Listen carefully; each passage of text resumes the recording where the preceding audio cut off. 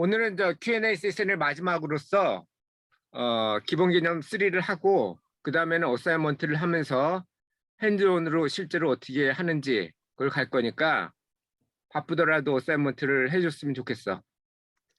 자, 다음 질문은 13번 종목 선정을 어떻게 하느냐. 종목 선정하는 데 있어서 중요한 거는 내가 이 머니라는 책을 읽고서 본 건데 돈 버는데 제일 중요한 게 뭘까? 주식 투자할 때. 어떤 주식에 투자할지 결정을 해야 되는 거지. 준하는 그 지식이겠죠? 자주 보는 거랑 성화는 글쎄요.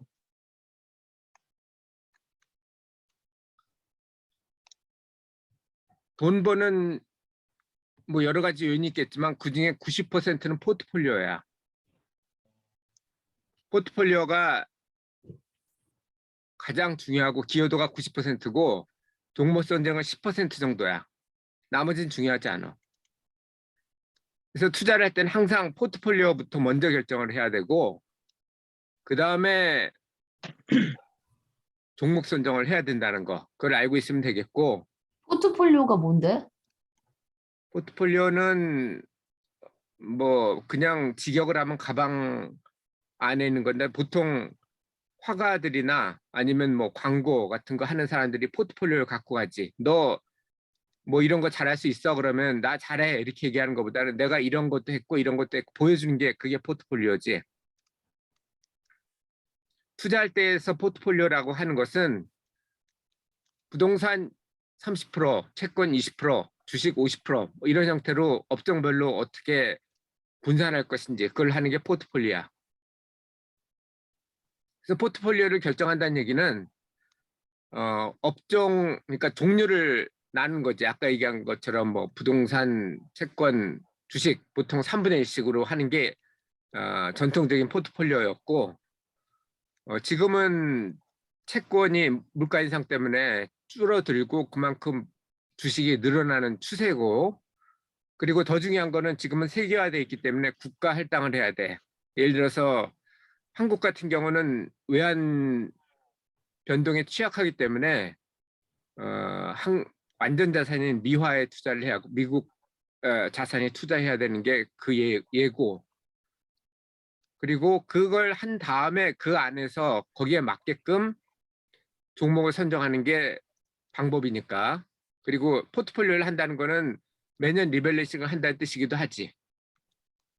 그래서 종목 선정을 하는 것 중에서 내가 보낸 게 바로 이 내가 읽은 머니라는 거 그거를 읽어보면 좋겠고 거기에 의하면은 예일드 기금 운용자 같은 경우는 주식 50%, 채권 30%, 부동산 20%로 했는데 거기에 주식 50%라는 걸 한 이유는 포트폴리오를 할 때는 그러니까 우리가 목적이 돈 버는 거이기 때문에 물론 안정성을 원하는 경우는 그렇게 해야 되겠지만 돈 버는 게 목적이라면 수익률이 높은 걸 비중을 많이 가야 되겠지. 하지만 많이 갖고 가도 50%를 넘으면 안 돼. 그래서 주식 수익률이 가장 높기 때문에 50%를 한 거고 그리고 그 다음은 사실은 부동산이 수익률이 채권보다는 높은데 부동산보다 채권을 더 많이 한 이유는 채권하고 주식을 사실 어떻게 보면 같이 가는 거거든. 예를 들면 부동산 같은 경우는 올라간다고 해서 팔기도 어렵고 내려간다고 해서 더 사기도 어렵지만 채권 같은 경우는 주식만큼 사고 팔기가 쉽기 때문에 그래서 내가 보기에는 채권을 부동산보다 더 많이 한 것 같고 어쨌든 포트폴리오를 결정하는 방법은 목표에 따라 다른데 수익률이 목표라면 수익 높은 거를 더 많이 사는 게 배분하는 게 그게 포트폴리오고 주식도 좀 더 자세히 보면 미국 주식 반은 아니지. 미국 주식이 전체 20%, 해외 주식이 20%, 이머징 마켓이 10% 해가지고 50%를 차지를 했는데 그 이유는 바로 미국 주식 수익률이 높기 때문에 가장 많이 갖고 간 거지. 그리고 해외 주식은 원래는 해외 주식 전체, 세계 전체에다가 투자를 하는 게 맞지만 그 중에서 미국 주식은 빼가지고 20%를 한 거고 이머징 마켓은 통상 수익률이 높기 때문에 또 따로 10%를 뺐는데 이거는 뭐 자기 마음대로 바꾸면 되고 어쨌든 원칙은 목적에 맞게 배분을 하되 반 이상이 안 되도록 한다라는 게 목표고 채권도 15%씩 나눴는데 국채 15%, 물가연동 국채 15% 이렇게 나눴는데 그 이유는 물가가 채권은 원금 지키는 데 좋지만 물가가 인상률이 높으면 손해이기 때문에 그걸 막기 위해서 물가연동하는 국채가 또 따로 있어. 그걸 15%로 했고 미국 국채를 15%로 했는데 내 룸메이트였던 허웅이가 애용하는 게 걔는 주식은 절대로 안 하고 부동산도 안 하고 국채를 많이 하는데 국채 중에서 물가연동 국채를 좋아하지. 물가 오르는 데 있어서 물가 오른 만큼은 이자와는 별도로 따로 주니까 결코 손해보지를 않는데 물가연동 국채도 약점이 있는데 만약 물가가 하락하면 대공황 때처럼 그러면 문제가 생기지. 그래서 근본이제 이후로는 물가 하락에 대해서 걱정할 필요는 사실 별로 없는데 그런 면에서는 물가연동 국채 비율을 좀 더 높이는 게 방법일 수도 있고 그리고 리츠를 20%를 했는데 부동산을 따로 사는 거는 전에 뭐 준하도 얘기를 했지만 주식 부동산을 어떻게 사냐 그런데 그렇다면 부동산을 안 사도 돼. 안 사도 되는데 하지만 부동산에 투자를 하고 리츠를 사면 되지. 예를 들면 내가 예전에 그 센츄리 맥켈리 센츄리라는 리츠를 한 적이 있는데 그게 뭐였냐면은 충무로에 있는 극동 빌딩을 산 건데 그 산 이유는 배당 수익률이 그때 12% 정도 됐었고 극동 빌딩 임대료 받아가지고 배당을 지급하기 때문에 배당을 줄 이유가 없었고 또 하나를 보면 그때 리츠가 IMF 때 반토막 난 빌딩을 샀기 때문에 그걸 5년 후에 청산을 하게 되는데 5년 후에 빌딩 값이 2배가 돼서 청산했을 때도 100% 정도 수익을 기대할 수 있어서 리츠를 했는데 작년에도 내가 아파트 리츠가 생겼다고 해서 검토한 적이 있는데 그건 안 했어. 그 안 한 이유는 인천에 임대 아파트를 20% 싸게 분양받아서 임대료로 준다는 거였는데 임대료 자체는 좋은데 관리 안 해도 되니까 그냥 월세만 받으면 되니까 문제는 거기는 아파트 값이 올라도 그 우리 같이 리츠 투자자는 돈을 못 버는 구조로 정관이 돼 있더라고. 그래서 그건 안 했어. 그래서 한국 리츠는 지금 특히 주거용 리츠는 투자할 만한 게 내가 볼 때는 없어 보이고 한다면 맥켈리 인프라 같이 뭐 도로나 항만에다 투자하는 거 그거는 해도 되고 주거용 리츠를 하려면 미국이나 캐나다 리츠에 투자를 하면 되는데 근데 캐나다에서도 뭐였지? 캐나다에 투자했던 리츠가 뭐였지? 우리 그 옆에도 있잖아. 그 그 아파트 아마트? 거기 그 코프 거기? 아니 거기 말고 바로 옆에 그 무슨 그 파크 있는데 있었잖아. 모델파크 있는데? 오델 파크 있는데 있는 리츠 아파트. 짐이 거기 살았었잖아 잠깐. 아, 그게 리츠가 보유를 한 거라고. 그 리츠도 내가 사서 원래 집을 살까 리츠를 살까 하다가 리츠 산 이유가 그때 집을 사면 배당 임대소 소득이 5%였는데 리츠 그때 배당률이 7%였기 때문에 굳이 고생하면서 세입자 관리하면서 수리해가면서 5% 버는 것보다는 리츠에서 가만히 그냥 배당만 받으면 되기 때문에 7%를 했던 거고 그게 2배 정도 올랐지. 그래서 배당 수익률이 3%로 떨어져서 팔았던 거고. 어쨌든 리츠를 사면 돼. 그리고 이걸 뭐 주식도 예를 들어서 뭐 어떤 특정 주식을 연구해서 사도 되지만 그게 귀찮으면 그냥 저수출 인덱스 ETF를 사면 되는데 박성아 ETF 갖고 있는 게 S&P지? 네. 그거 얼마나 올랐어? 45%, 75%? 배당 수익률 몇 프로야? 한 6% 나오지 않을까요? 어쨌든 인덱스 ETF를 해도 돼. 수수료도 얼마 안 돼. 그러니까 워런 버핏이 그 주총할 때 얘기한 게 자기가 죽으면 와이프한테 하라는 얘기가 90%는 물론 뭐 대부분은 99%는 기부를 할 거지만 1%만 해도 엄청난 돈이고 그 돈에 대해서 90%는 그냥 저수수료 인덱스 ETF를 사라고 그랬고 10%는 그냥 국채 뭐 아니면 CMA 같은 데다가 넣으라고 그랬으니까 나도 뭐 죽거나 아니면 맛이 가거나 그러면은 그 박성화가 갖고 있는 S&P 인덱스 ETF 미국은 거기다 할 거고 한국은 타이거 200 ETF 거기 수수료가 낮으니까 거기다 넣을 거니까 뭐 일단 그 이상을 얻는다면 모를까 굳이 뭐 신경 써서 할 필요는 없는 거고 어쨌든 예일대 기금 운영 실적이 17년 동안 시장 대비 거의 2배 정도 초과 수익을 냈으니까 만약 10억을 투자한다면은 1,000만 원씩 초과 수익이 났다는 얘기지. 그리고 실제로 그 책에서 뭘 했는지 어떤 ETF를 했는지 나왔는데 월시 5천 시장 지수가 바로 미국 S&P는 200개만 한 거고 월시 5천은 5,000개를 한 거라고. 미국 시장에 있는 종목도 수가 8,000개인데 뭐 거기에 보면은 뭐 ETF도 있고 ETF는 아니지만 그 우선주도 있고 뭐 그렇기 때문에 실제로 종목 수만 따지면 회사 수만 따지면 5,000개거든. 그러니까 월시 5천 시장 지수는 미국에 있는 모든 종목에 다 투자를 하는 거라고. 거기에 20%.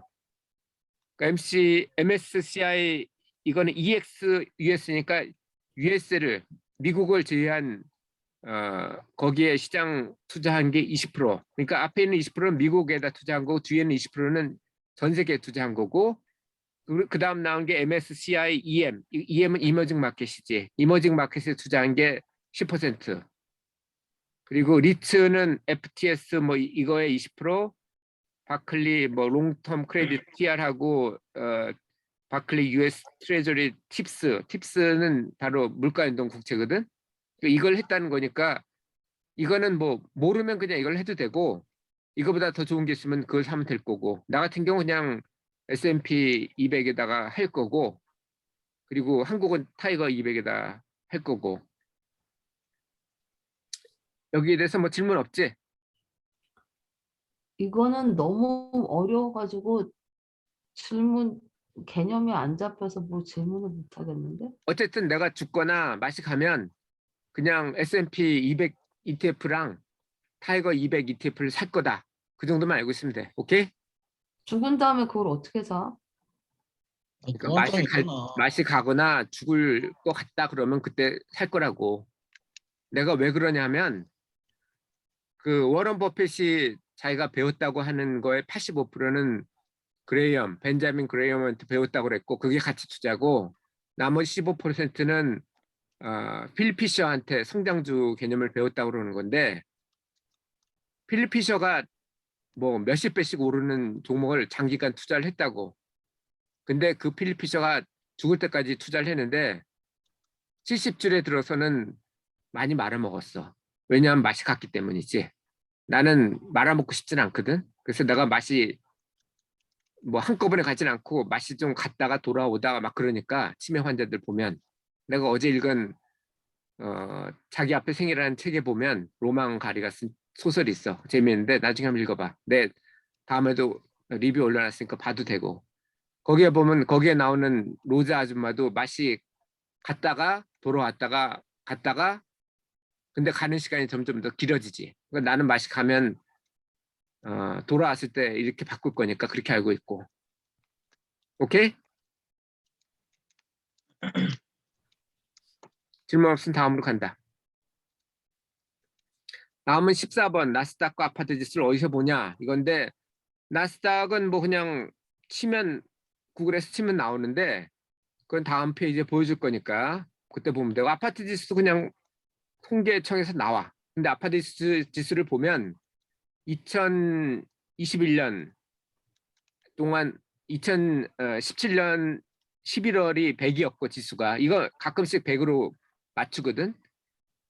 근데 지금 4년 지난 다음 보면은 전국은 140이 됐고 그리고 서울은 178이 돼서 전국은 한 5% 정도 올랐고 연평균 서울은 한 8% 정도가 올랐어.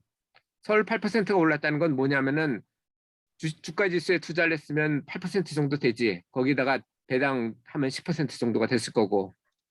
그러니까 서울에다 투자를 했으면 아파트 지수에 투자한 거 정도의 상승이 있었을 텐데 그게 바로 이거야.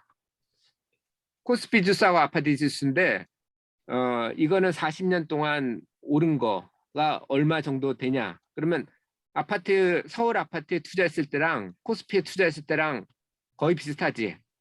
네. 아니, 근데 여보, 사람이 계속 뭐 40년 동안 살 수는 없으니까 결국 아파트에 투자하는 게 안전하네. 내려갈 데가 없잖아. 왜 없어?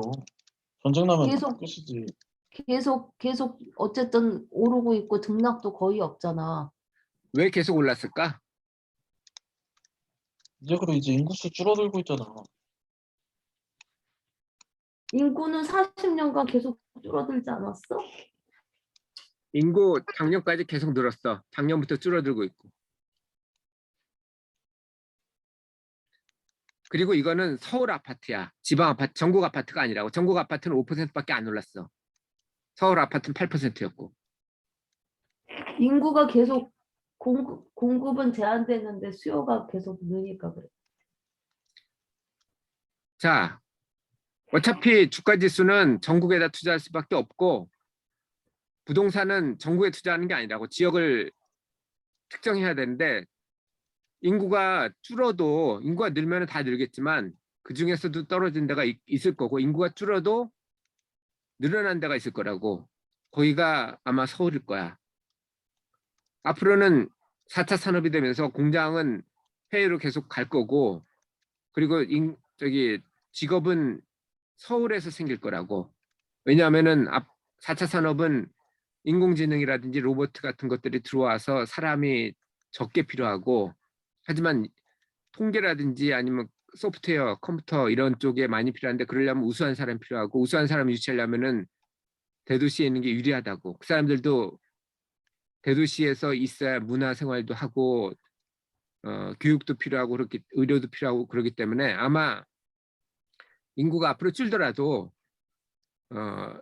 아마 서울은 더 몰릴 가능성이 높아. 그리고 그 중에서 구매력 있는 사람들이 더 몰릴 가능성이 높겠지. 그래서 산다면 캐나다에 사든 한국에 사든 마찬가지야. 대도시에 구매력 있는 사람들이 어디에 몰릴 것인지. 캐나다는 한국하고 다르게 인구가 계속 늘 거고 이민을 받으니까. 그리고 그 중에서도 인구가 몰릴 쪽은 대도시일 거라고. 강원도가 아니고 서울일 거고 아틀랜틱 캐나다가 아니고 몬트리올이나 온타리오가 될 거니까 만약 부동산을 산다면 대도시에 사야 되고 물론 거주는 자기가 편한 데서 하면 된다고. 어쨌든 코스피하고 아파트는 비슷하게 서울 아파트는 비슷하게 올랐고 다만 코스피를 가지고 있으면 이거 말고 추가로 기대할 수 있는 게 배당 수익률 한 2% 내지 3%인데 아파트는 배당보다 더 많아 월세가 자기가 안 썼다면.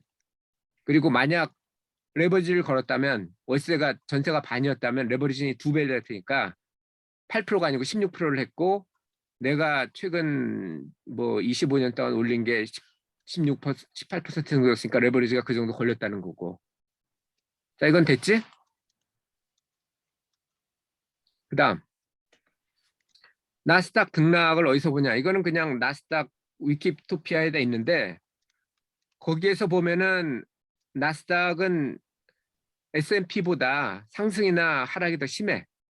평균 오를 때는 22%, 내릴 때는 23%가 내렸는데 오를 확률이 70%고 내릴 확률이 30%였어. 내가 21년을 갖다 다 조사를 해봤는데 조사를 해보니까 15년 동안 올랐고 그러니까 연초 대비 연말 지수가 올랐던 게 15년이었고 내렸던 게 6년이었어.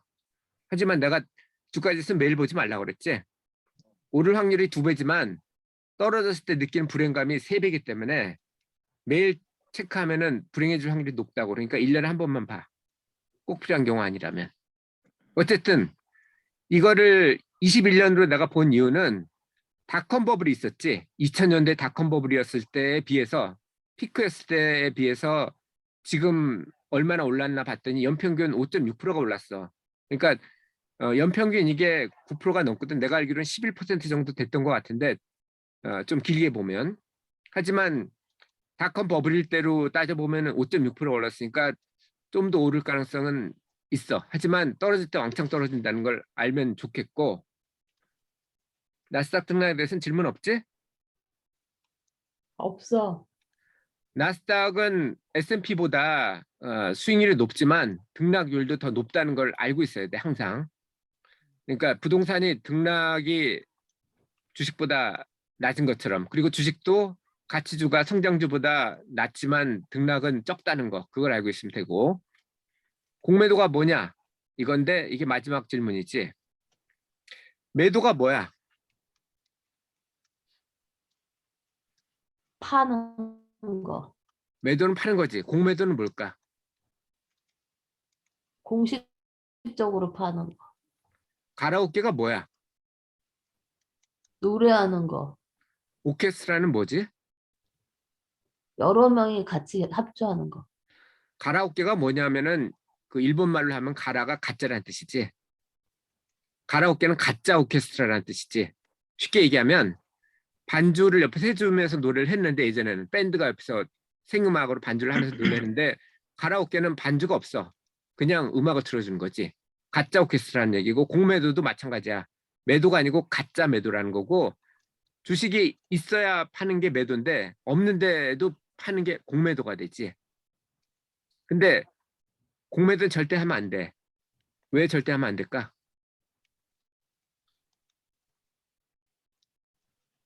진짜 주식이 없으니까. 손해가 많이 발생해서. 성화는 공매도 이번에 그거 아닌가? 뭐 아무튼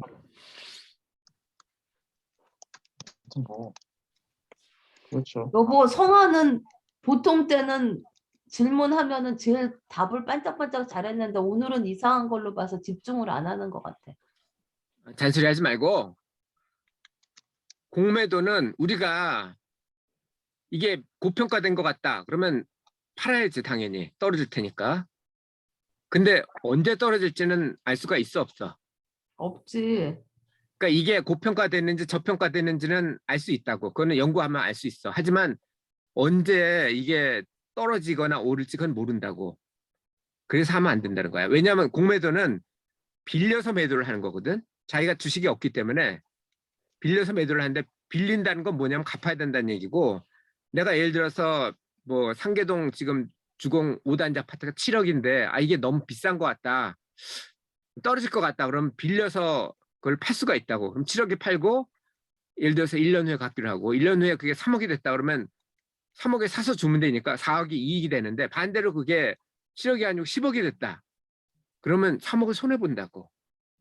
혹은 그게 나중에 반토막이 났다 하더라도 1년 후가 아니고 10년 후에 반토막이 났다면 어쨌든 난 손해를 본다고. 그러니까 할 수 없는 걸 하면 안 돼. 그러니까 내가 이게 오를 거다 내릴 거라는 거는 연구를 하면 할 수 있지만 언제 오르거나 내릴지는 아무도 몰라. 이건 시장이 정하는 거니까. 그래서 공매도를 하면 안 되는데, 그 예로 게임스탁 주식을 들 수 있어. 이 게임스탁을 산 이유가 내가 공매도 하거나 이래서 돈 벌려고 산 게 아니라고. 3년 전에 SKT를 팔고 미국 배당주를 샀는데, 그 이유가 SKT 배당 수익률하고 여기 배당 수익률이 비슷했고 그때 당시.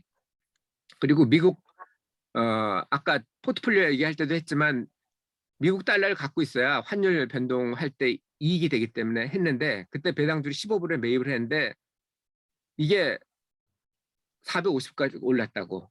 나는 안다고 이거를. 이게 450불까지 갈 수 없는 거를 알기 때문에 팔았다고. 나는 팔았으니까 됐는데 그걸 공매도 한 사람들이 있다고. 공매도 한 사람들은 이게 450불이 되는데도, 450불이 되면은 공매도를 예를 들어서 5불에 공매도를 했는데 이게 450불이 됐으면은 거의 뭐 400불 이상씩 손해를 보는 거지. 그래가지고 그때 헤지펀드 등 대부분이 여기에 공매도했던 헤지펀드들이 70% 자산을 잃어버렸다고. 그게 숏 퀴즈라고 하는데, 공매도 해서 내가 1년으로 빌리기로 했는데 1년 후에 됐으면 무조건 사서 갚아야 돼. 안 갚으면 그거는 파산하고 똑같기 때문에. 그래서 450불까지 오른 거라고. 그걸 공매도 상한을 해서 갑자기 공매도 했던 사람들이 사게 되면 그걸 갑자기 가격이 오른데, 그걸 숏 스퀴즈라고 그러는데, 스퀴즈가 짜다는 뜻이, 짜내는 거잖아. 예를 들어서 뭐 치즈 같은 거라든지, 치즈가 아니고 뭐라 그러나, 뭐 빨아먹는 것들 있잖아. 그런 건 나중에 짜서 먹지. 먹을 때. 그런 것처럼 숏을 쳤던 사람들이, 그러니까 공매도를 쳤던 사람들이 사는 거를 갖다 숏 스퀴즈라고 그러는데, 그래서 450까지 올랐던 거고, 난 그때 446불에 팔아서 정리를 했고, 물론 내가 더 오를지도 몰랐지만 그게 오래 갈 거라고는 생각을 안 했기 때문에 판 거고, 지금 100불 정도까지 떨어졌어. 그래서 나중에 알고 보니까 이걸 자료를 조사를 하면서 조사를 해보니까 그 증권의 로빈후드 중심에서 공매도가 과도하다고 생각을 해서 재무들이 매수를 했고, 알아보니까 이거는 게임스탁 주식은 대형 주식이 아니거든. 근데 공매도를 얼만큼 했냐면 거래되는 주식의 1.6배를 갖다가 공매도를 했대. 그 다시 말하면은 사야 된다는 얘기지. 거래되는 주식보다 더 많이 공매도를 할 수는 없거든. 하지만 빌려서는 할 수 있지. 근데 그건 다시 말하면은 조금만 매수 세력이 붙으면 이건 숏퀴즈가 발생할 수밖에 없는데, 나는 그건 몰랐어. 근데 그거 노리고 투자는 하지 마. 그래가지고 샀던 사람들 중에 지금 물린 사람들이 아마 많을 거라고. 그래서 공매도는 결코 하지 말라고. 그냥 해도 벌 수 있는데 공매도를 하느니 차라리 그 로또를 사는 게 낫지. 근데 왜 공매도를 해 그럼 사람들이? 그래서 내가 하지 말라고 그러잖아. 아니 그러니까 하는 데는 이유가 있을 거 아니야. 돈 벌려고 그거 하지. 모르는 거지. 돈도 안 벌리는데 왜 해? 그러니까 예를 들어서 이걸 왜 공매도를 했냐면, 허지펀드들이 이게 주당 15불에 매입을 했는데 코로나가 발생을 했어. 게임스탑 주식이 어떤 주식이냐면은 그 게임기를, 중고 게임기를 사고 파는 데라고. 예를 들어 스키지지 같은 데인데, 그런데 코로나가 발생하면서 중고 게임기를 사고 팔 수가 없었다고. 그때는 온라인만 가능했기 때문에 비대면만 됐었잖아. 지금 그래서 이게 영업 손실이 발생하니까 그럼 더 떨어지겠다 그래서 막 공매도가 발생한 거지. 이게 더 떨어질 거라고. 근데 그게 너무 지나쳤단 거지. 거래되는 그 주식보다 더 많이 공매도를 하니까 이건 오를 수밖에 없다는 걸 알았던 건데, 그런데 공부하지 말고 그냥 사면 오르는 주식을 사면 돼. 내가 오늘 보낸 스톱 워킹이라는 책 어제 끝냈는데, 거기에 보면은 사면 오르는 주식들이 있거든. 캐나다 주식을 중심으로 해가지고 그런 걸 사서 그냥 꾸준하게 10%씩 오르면 되지. 이게 만약 더블이, 혹은 뭐 더블이 아니고 뭐 10배씩 오랐다고 쳐도 계속 이런 식으로 하다가 한번 빵꾸 나면은 이 헤지펀드처럼 70%씩 손해를 보면 그거 70% 회복하는데, 특히 이제 은퇴할 때쯤 되는 사람들은 회복 못하지. 그냥 죽을 때까지 패트푸드 먹으면서 다리 밑에서 사는 방법밖에 없지. 이런 식으로 돈을 날리면. 딸기에 대해서는 질문 없지? 그러면 공매도는 무조건 하면 안 된다. 그냥 그렇게 외우고 있을 거거든. 공매도는 하지 마. 아니 공매도를 뭐 아무나 하나 할 줄 알아야지 하지. 나는 아무 걱정 없어. 나는 공매도를 안 하고 대신 공매도 하는 사람들한테 빌려주지. 6% 받고. 어쨌든 공매도는 이렇고, 이게 게임스톡 주식 주가 차트였어. 15불에 쭉 거래되다가 5불이었겠네. 거래되다가 개미들이 들어가면서 이렇게 쭉 올랐고, 그러다가 숏퀴즈가 발생해서 450불까지 빡 올랐다가 지금 이게 2월 달이었는데 2월 달에 300불까지 난 떨어졌지. 그리고 지금 100불까지 떨어졌고, 난 100불도 비싸다고 봐. 그렇다고 공매도 할 생각은 없어. 당신은 언제 들어갔는데? 나는 3년 전에 샀어. 3년 전에 배당 받으려고 사서 배당 잘 받다가 5불까지 떨어졌는데, 이건 5불까지 떨어질 거라고는 아니라고 그래서 그냥 갖고 있었고, 근데 이게 갑자기 올랐기 때문에 그냥 팔았지. 더 오를 수도 있었지만 얼마나 오를지, 언제까지 오를지 그건 몰랐기 때문에 그냥 판 거야. 그럼 당신은 아주 제일 비쌀 때 판 거야? 운이 좋은 거지. 그래서 내가 이번에 30억 기부하기로 한 것도 10분 남았네. 되게 일단 마무리하기 위해서, 자, 숙제가 있어요. 드디어 첫 숙제인데 질문에 대해서 대답을 했기 때문에, 그리고 더 이상 질문이 없기 때문에 숙제를 내주는데, 이건 핸드온으로 할 거니까 부담 갖지 말고 해. 무조건 10억 원을 투자를 10년 동안 어떻게 할 건지 그걸 하면 되고, 해가지고 전체 대상 이메일로 48시간 내에 보내고, 제출된 포트폴리오를 개별 발표하고 그거에 대해서 토의를 하는 형태로 할 거야. 이거에 대해서 질문 있어? 아니 나는 못하겠어. 당신이 샘플로 하나 줘. 못하겠으면 아까 내가 얘기한 그 버클리 아니야 예일대 기금 거 그냥 베껴서 내든지 아무거나 내면 돼. 그거 어디서 어떻게 베끼는데? 이거 보냈잖아. 파워포인트 보냈잖아. 이 파워포인트를 보고 그냥 그대로 베끼라고? 어쨌든 어디서 베끼든 알아서 하라고. 다오에 대로 해도 좋고 아니면 뭐 1등 투자를 해도 좋고 그냥 뭐 예일대 기금 운영 거를 베껴도 좋고 아무튼 내고 그거에 대해서 토의를 하고 할 거니까. 준한 질문 있냐? 아니요. 형아는 저 있어요. 해라. 이거 녹화 종료하면 할게요. 오케이, 그럼 종료하고 다시 카톡으로 보낸다. 잠깐만.